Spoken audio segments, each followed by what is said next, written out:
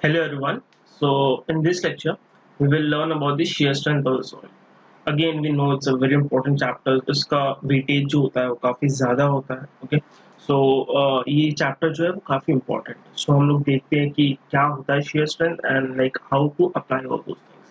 So first the question arises कि what is shear strength? What is shear strength? Alright. Shear strength होता क्या है, ठीक है.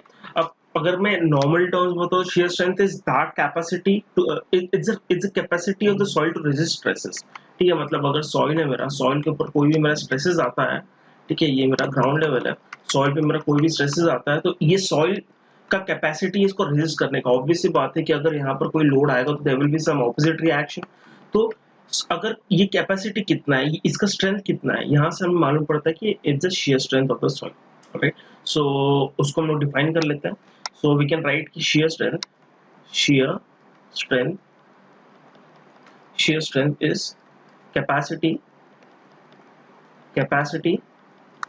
to resist shear stresses.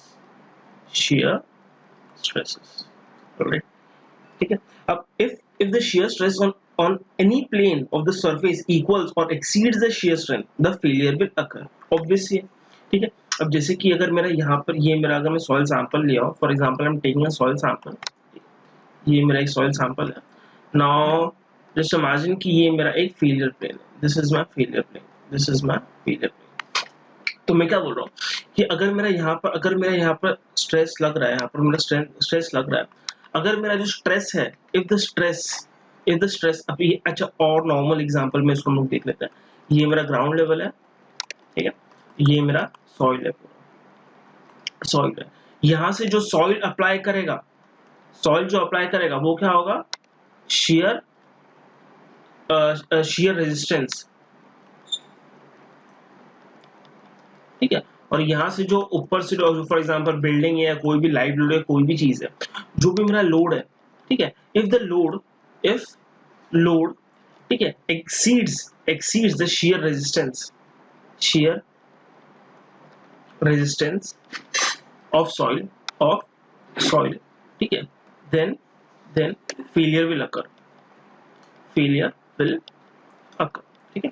ठीक है, ये चीज तो बहुत ही नॉर्मल है कि मेरा अगर लोड ज्यादा हो जाता है, जितना मेरा सॉइल का कैपेसिटी है उससे ज्यादा हो जाता है, तो मेरा फेलियर क्या हो जाएगा. तो यही चीज को हम लोग इसको लिख देते हैं. If the shear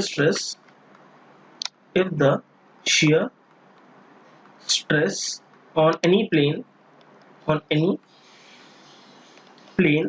or a surface equals or exceeds the shear strength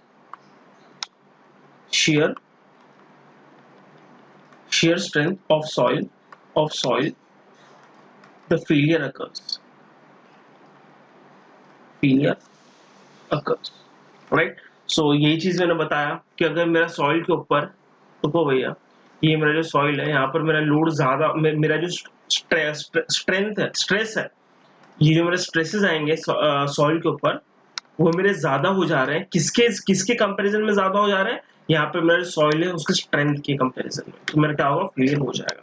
right. So ये था बेसिक कि मतलब obviously like before starting a chapter we should know कि what we are dealing about. So ये चीज हमें मालूम पड़ गया कि ये चीज होता है हमारा shear strength. अब हम लोग आगे देखते हैं कि लाइक ये shear strength मिलता कैसे, व्हाट आर द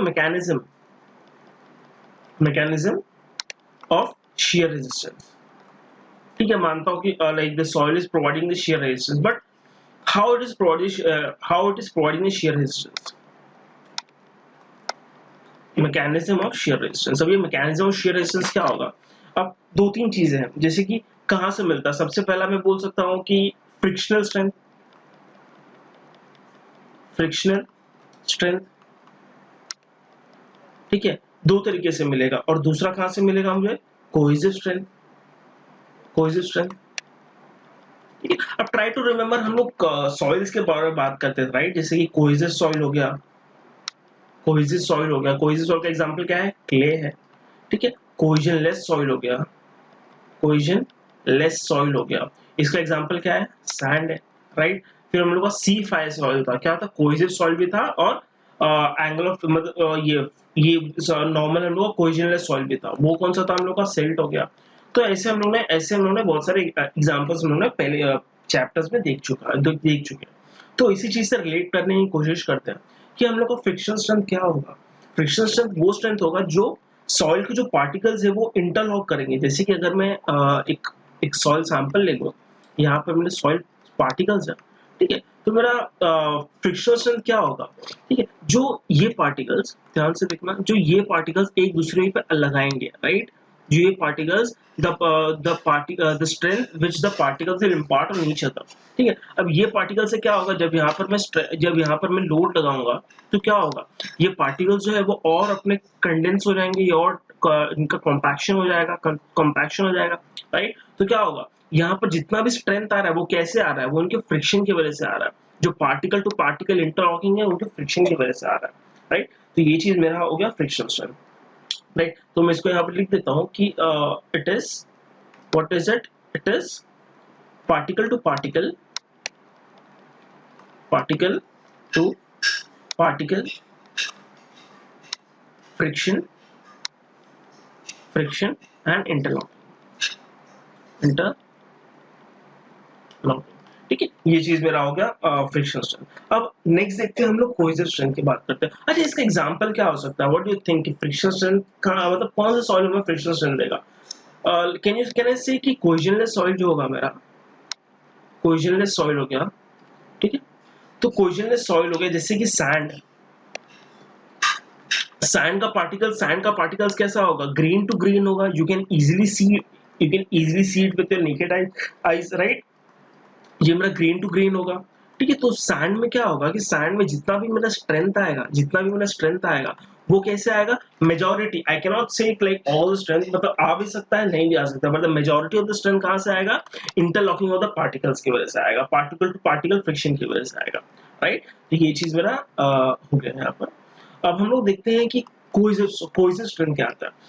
अब बेसिकली कोहेसिवनेस है क्या, ठीक है। कोहेसिव जो होता है, कोहेसिव एक प्रॉपर्टी है जो सेम टू सेम पार्टिकल्स के बीच में अट्रैक्ट करती है, राइट, सेम पार्टिकल्स के बीच में अट्रैक्ट करती है, ठीक है।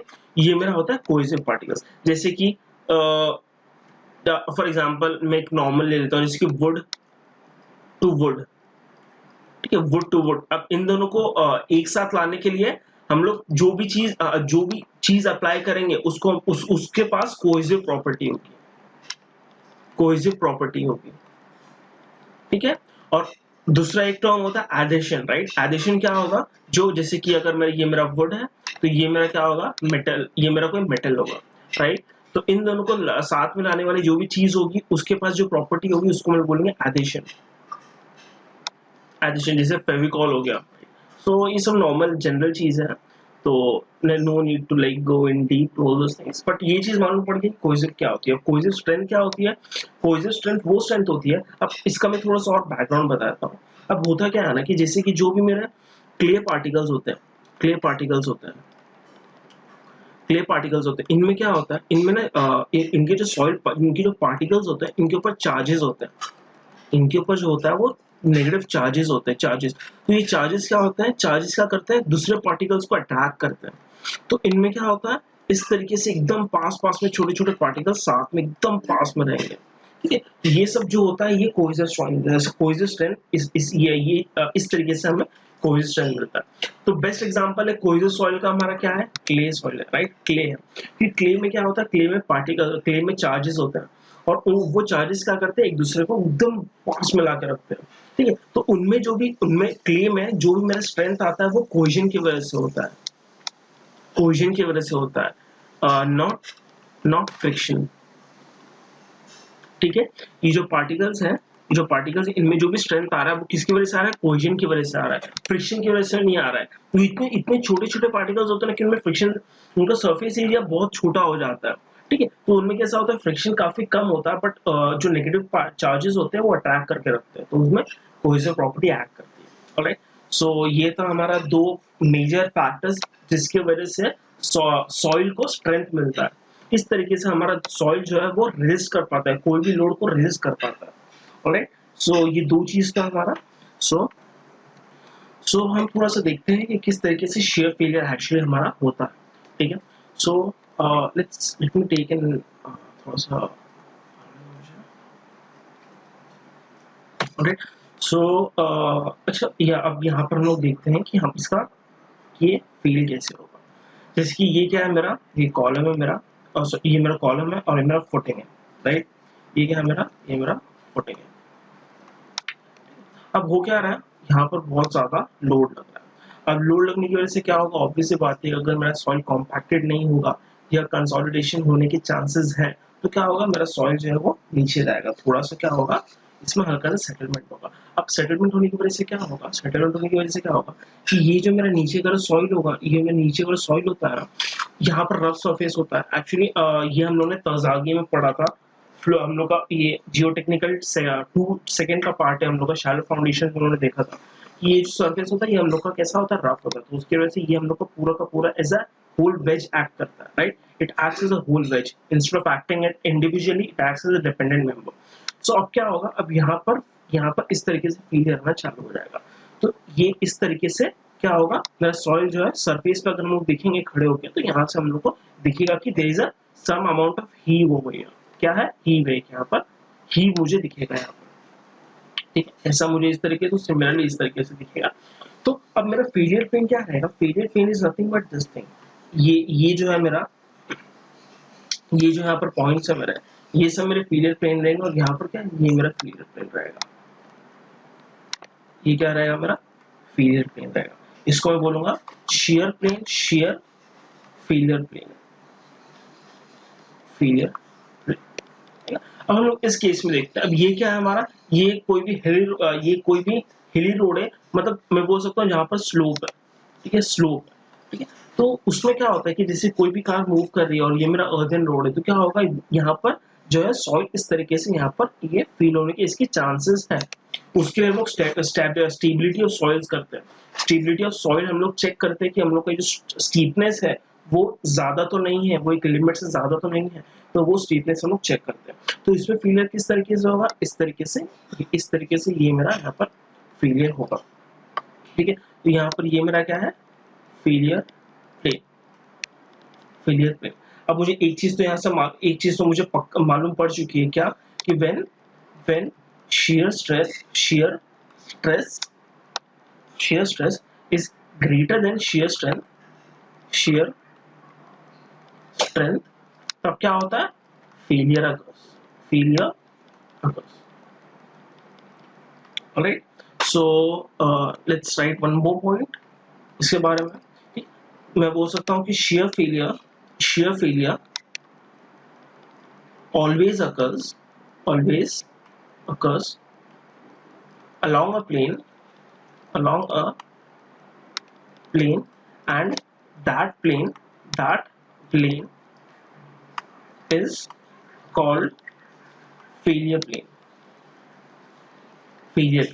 अब ये डेफिनेशन कुछ नहीं है, जो मैंने अभी समझाया वही चीज है कि whenever the failure occurs, the shear failure always occurs along a plane। वो एक certain plane के along act करती है, and that plane is known as shear, that plane is known as failure plane। Alright, so ये चीज हमारा हो गया shear strength के बारे में, ठीक है। सो अब ये जो है हम लोग का ये कहाँ यूज करते हैं, ये कोई भी चीज का हम लोग को स्टेबिलिटी चेक करना रहेगा तो हम लोग वहां यूज करेंगे, या कोई भी चीज का कंस्ट्रक्शन करना रहेगा, देन वी विल सी कि what is the strength of the soil, ठीक है। जैसे कि for example black cotton soil होगा, तो ब्लैक कॉटन सॉइल के पास प्रॉपर्टी है स्वेलिंग की प्रॉपर्टी है, स्वेलिंग और श्रिंकेज की प्रॉपर्टी है, बहुत जल्दी स्वेल होता है, बहुत जल्दी श्रिंक होता है। तो हम लोग को चेक करना पड़ेगा whether that soil is suitable for the construction और not, right.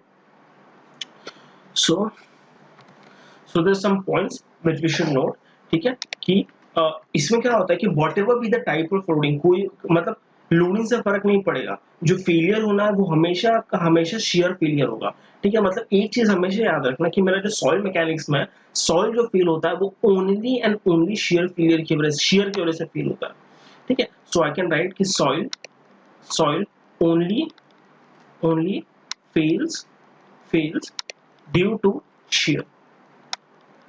Is it clear? Is it clear? Yes it is clear कि मेरा जो सॉइल होता है वो सिर्फ और सिर्फ shear की वजह से फेल होता है, इसमें कोई भी टेंशन या कॉम्प्रेशन या कोई भी एक्सियल फेलियर नहीं होता, इसमें जो भी फेलियर होगा हमेशा shear की वजह से फेलियर होगा।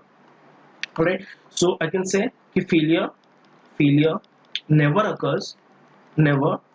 occurs due to crushing of soil particles, crushing of soil particles। ठीक है, कभी भी मेरा जो सॉइल पार्टिकल्स है, सॉइल सॉलिड्स है, जैसे कि अगर मेरा सॉइल है, ये मेरा सॉइल है, जो बीच में रहेगा वो मेरा वॉइड्स है, राइट। हम लोग देख चुके हैं लाइक इनिशियल चैप्टर्स में कि इसमें जो वॉइड्स है, वॉइड्स में क्या होगा, एयर होंगे। तो एयर को निकालने के लिए हम लोग क्या करेंगे, कॉम्पैक्शन करेंगे, कंसोलिडेशन होगा, इसमें वाटर होगा तो कंसोलिडेशन से निकलेगा, ठीक है, एयर होगा तो कॉम्पैक्शन से निकलेगा। तो इसमें जो भी होगा ना, ये जो मेरा सॉलिड्स है ना, सॉइल, ये कभी भी क्रश नहीं हो सकते। तो like one thing is clear कि मेरा जो फेलियर होगा शेयर की वजह से फेलियर होगा, और कभी भी मेरा सॉइल जो है वो क्रश नहीं होगा, ठीक है। So this thing has to be clear, alright. So ये दो चीज हो गया। And third I will say, next point I will say कि फेलियर अकर्स, ठीक है, ओके, ठीक है, ये चीज हम लोग देख लिया कि स्ट्रेस हम लोग का स्ट्रेंथ से ज्यादा होगा तभी मेरा फेलियर होगा, ऑलराइट। सो अब हम लोग ने क्या क्या चेक कर लिया अभी तक? We have done mechanism of shear resistance, okay, ठीक है। So my next thing will be, so next thing will be कि अब हम लोग इसके बारे में how we are going to determine कि इसका strength कैसा है। मतलब हम लोग ने देख लिया कि shear strength इस तरीके से मिलेगा, बट कितना है सॉइल का स्ट्रेंथ, कितना है, तो वो चीज हम लोग को देखने का, एनालिसिस करते हैं हम लोग इसका, right. So for the analysis part, one thing we should know कि the failure in the soil in the soil is studied using Mohr's Coulomb hypothesis, ठीक है। अब ये चीज है, ये बहुत इंपॉर्टेंट है, क्योंकि हम लोग को जो एनालिसिस करने वाले हैं, हम लोग किस तरीके से करेंगे, मोहर कूलम हाइपोथेसिस का यूज करके, ठीक है। सो अब हम लोग देखते हैं कि मोहर्स ने क्या बोला था। अब ये मोहर और कूलम जो है, दे आर डिफरेंट साइंटिस्ट, ये लोग डिफरेंट पर्सन है। व्हाट दे हैव डन कि इसका एक स्टडीज था और इसका एक स्टडीज था, और ये लोग ने वो स्टडीज को साथ मिला के एक नया हाइपोथेसिस बनाया, and according to which we calculate the shear strength और उसका फेलियर किस तरीके से हो रहा है, ऑलराइट। सो लेट्स सी कि मोहर ने क्या बोला था, मोहर्स हाइपोथेसिस, ऑलराइट। सो इसने क्या बोला था, ठीक है। अब मोहर्स ने क्या बोला कि let me show it with the help of a diagram, ठीक है। सो ठीक है, सो मैं क्या करता हूँ, यहाँ पर एक फेलियर प्लेन ले लेता हूँ, ठीक है। तो अब ध्यान से यहाँ पर ध्यान से देखना, ये मेरा जो है, ये मेरा फेलियर प्लेन है, ये मेरा क्या है, टाउ है, शियर स्ट्रेस है मेरा, ठीक है, ये मेरा शियर स्ट्रेस लग रहा है, ठीक है। तो मुहर ने क्या बोला कि ये जो मेरा शियर स्ट्रेस है, अब मुझे ऑब्वियसली पता है कि अगर मेरा शियर स्ट्रेस इस तरीके से लग रहा है, राइट, और मेरा फेलियर कहाँ होता है, अलोंग द प्लेन फेलियर होता है। ये मेरा क्या है, ये मेरा फेलियर प्लेन है, राइट। तो मेरा शियर स्ट्रेस कैसा लग रहा है, इस तरीके से लग रहा है। तो नॉर्मल स्ट्रेस कहाँ पर लगता है, नॉर्मल स्ट्रेस इसके परपेंडिकुलर लगेगा, एम आई राइट, यस, ठीक है, इसके परपेंडिकुलर लगेगा, इस तरीके से मेरा क्या लगेगा, ये मेरा सिग्मा, मैं बोलूंगा सिग्मा फेलियर, ठीक है, सिग्मा फेलियर बोलूंगा, और उसमें बोलूंगा टाउ एफ, मतलब शियर स्ट्रेस एट फेलियर, ठीक है। तो मोहर ने क्या बोला, मोहर ने बोला कि मेरा जो शियर स्ट्रेस एट फेलियर है, टाउ एफ एफ है, ये जो मेरा शियर स्ट्रेस एट फेलियर है, it's a function of normal stress, मतलब उसने बताया कि इन दोनों का बहुत ही क्लोज रिलेशन है, इन दोनों का जो फेलियर में, इन दोनों का बहुत ही क्लोज रिलेशन है। मतलब मेरा जो शियर स्ट्रेस है at failure, it's a function of normal stress at failure, alright. So ये चीज हम लोग को मोहर ने बोला, और कूलम ने आके थोड़ा सा उसको मॉडिफाई करके अलग बताया, राइट। थोड़ा सा अलग थियरी था। तो मोहर ने क्या बोला कि shear stress is at failure plane reaches a value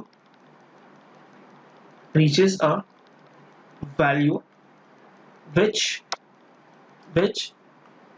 is a unique function of normal stress on that plane, on that failure plane।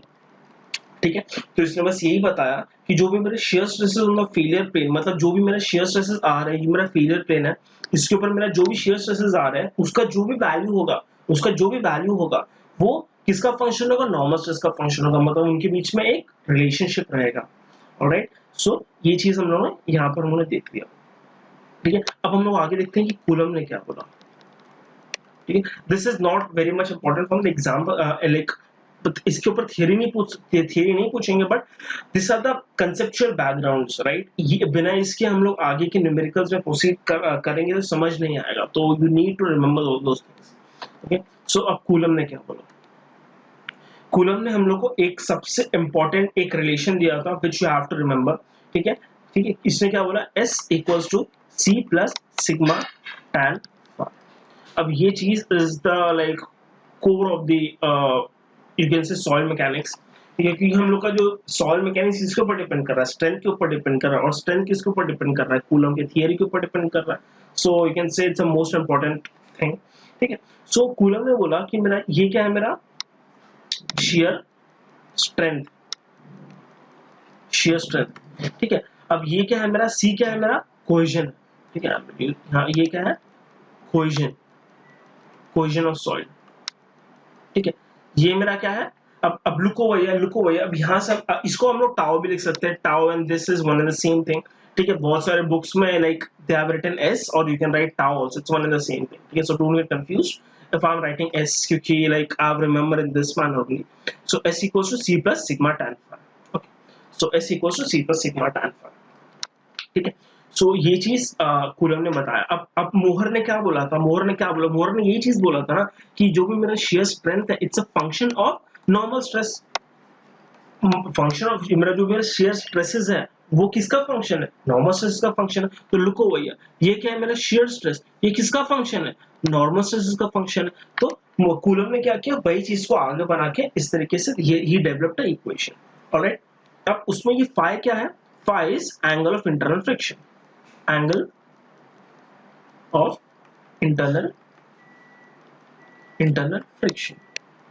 ठीक है, अब angle of internal friction basically कुछ नहीं होता है, ये क्या होता है? जो ये सेम वही होता है, फ्रिक्शन बिटवीन पार्टिकल्स। ठीक है, फ्रिक्शन बिटवीन द पार्टिकल्स, ये दोनों के पार्टिकल्स के बीच में कितना फ्रिक्शन है, कितने एंगल ऑफ फ्रिक्शन है, वही चीज बताता है। और जनरली हम लोग को ये मालूम पड़ जाता है, क्वेश्चन में दिया हुआ होता है। ठीक है, नहीं तो हम लोग उसको लैब में इसका angle of internal friction phi calculate कर सकते हैं कोई भी सॉइल का। ऑलराइट, सो ये बहुत चीज नहीं है, ये it will be mention in the question 100%। Alright, so अब यहां से मुझे क्या मिल गया? Shear strength is C plus sigma tan phi। अब now let's try to think कि इसका हो क्या सकता है। फॉर एग्जांपल अगर मैं सैंड की बात करता हूं, I know sand is a cohesionless soil, right. Sand क्या है? मेरा कोहेजनलेस सॉइल, मतलब क्या हुआ कि मेरा C की जो वैल्यू है वो 0 है, right. C is cohesion, right, क्योंकि जो सैंड होता है उसमें जो भी मेरा स्ट्रेंथ जनरेट होता है वो किसकी वजह से होता है? वो फ्रिक्शन की वजह से होता है। बट मैं कोहेजनलेस सॉइल की बात कर रहा हूँ, मतलब उसमें कोहेजन नहीं है, मतलब क्या है? एंगल ऑफ इंटरनल फ्रिक्शन है, मतलब sand completely depends upon phi for its strength, right. और मतलब C का वैल्यू जो है वो 0 है। तो अब ये इक्वेशन में अगर मैं डालूं S equals to C plus sigma tan phi, अगर मेरा C की वैल्यू 0 है, तो S क्या हो जाएगा? Sigma tan phi। ठीक है, सिग्मा tan phi हो जाता है।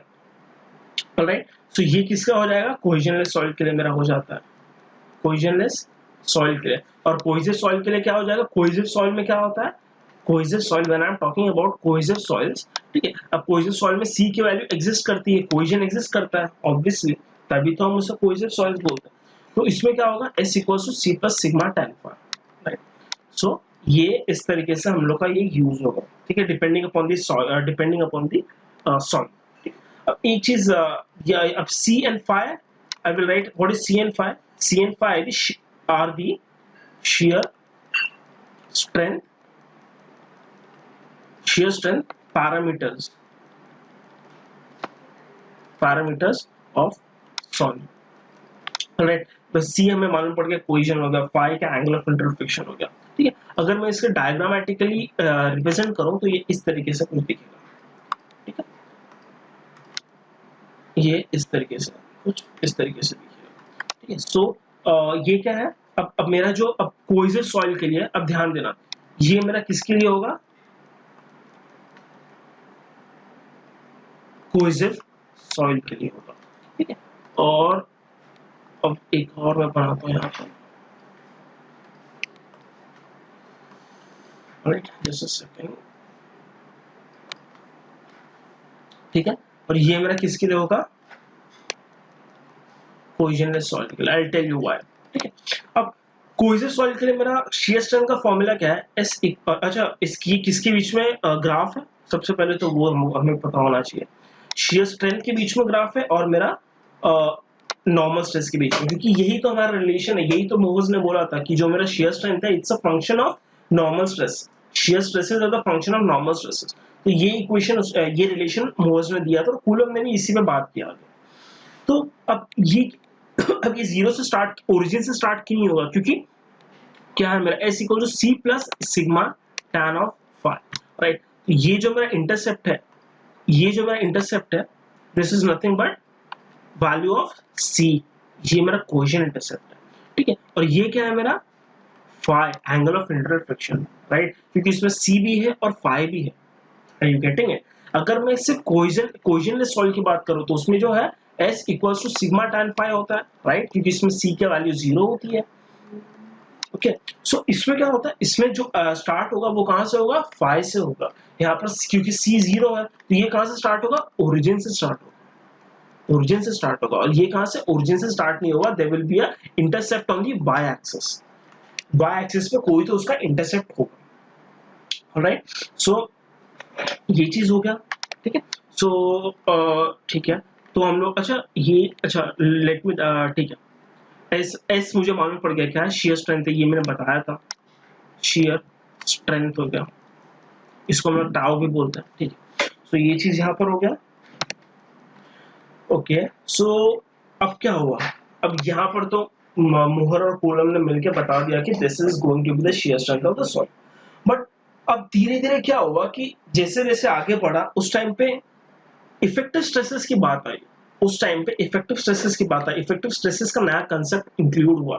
तब इफेक्टिव स्ट्रेसेस का कंसेप्ट इंक्लूड होने के बाद सब बहुत सारी चीजें चेंज हो गई, ठीक है। तो उसके ये होने के बाद व्हाट हैपेंड कि लेटर, आई विल से कि later after after discovery of effective stresses, sigma bar, try to remember, हम लोगों ने लास्ट लेक्चर में इसके पहले लेक्चर्स में इफेक्टिव स्ट्रेसेस देखा था, ठीक है। इफेक्टिव स्ट्रेसेस क्या होते हैं, total stress minus pore water pressure, ठीक है। So I won't go deep into this thing, क्योंकि हम लोगों ने ये चीज काफी इन डेप्थ कंप्लीट किया है। तो ये चीज हमारा हो गया इफेक्टिव स्ट्रेसेस। अब क्या हुआ कि इफेक्टिव स्ट्रेसेस का आने के बाद क्या हो किया कि कूलम का जो थियरी है, कूलम्स थियरी, उसमें थोड़ा सा चेंजेस हो गया, उसमें थोड़ा सा चेंजेस हो गया। अब क्या हो गया, ज्यादा चेंज नहीं हुआ, S equals to sigma, S equals to क्या था मेरा, C plus sigma of tan phi. इसमें जो सिग्मा था ये मेरा क्या था, ये मेरा टोटल नॉर्मल स्ट्रेस था, टोटल नॉर्मल स्ट्रेस था, और मैं बोल सकता हूं कि टोटल स्ट्रेस था, टोटल स्ट्रेसेस था।